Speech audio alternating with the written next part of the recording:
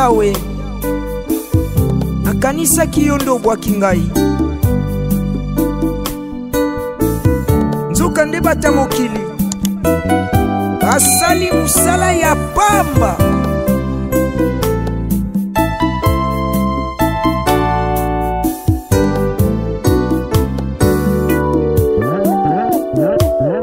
mokili oyo etondi na mabaku mokili oyo etondi na nzube mokili oyo etondi na mabaku kolosukola mitema na biso mokili oyo etondi na mabaku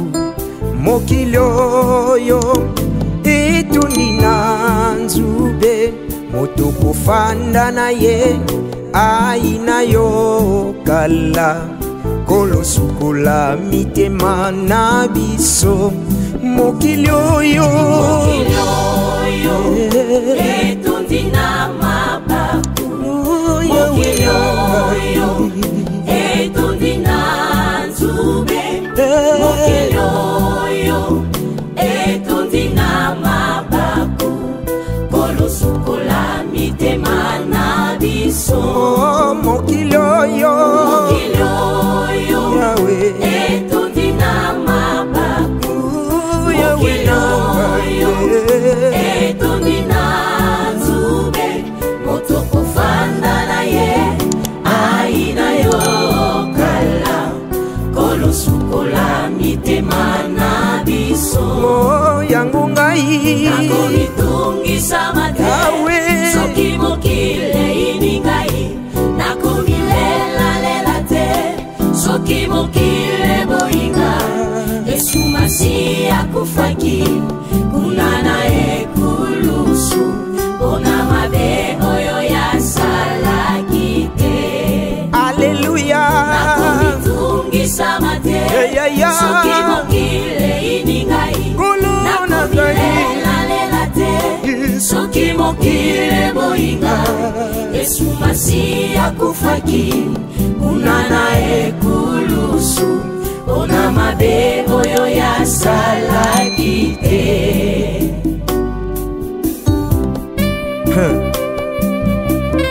o mokili oyo solo oyaki pene na ngai nde mpona kosala nga mabe te osika na ngai olingo nzambe asengaki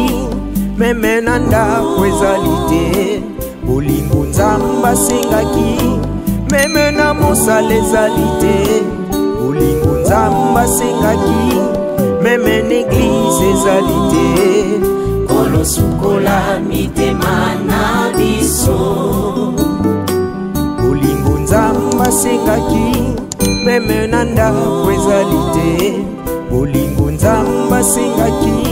meme na mokili ezali te moto boliaka na ye aina yo kala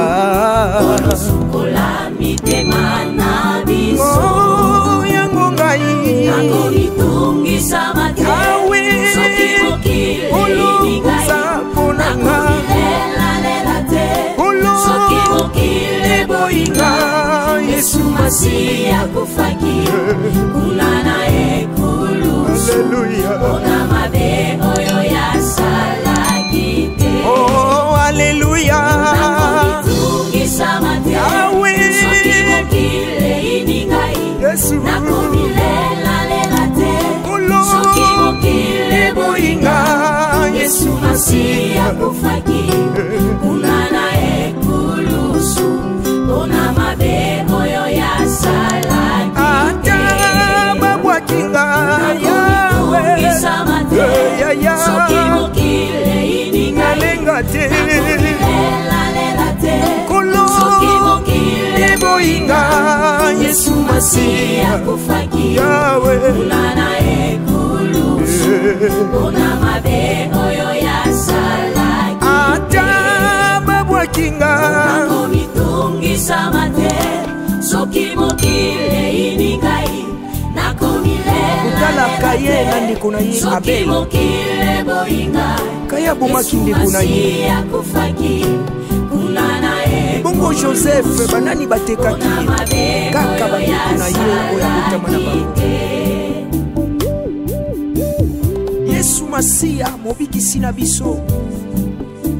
bayekoli na ye kaka nde batekaki ye. O mokili oyo baiser de Jida moto kofanda na ye bayina yo kala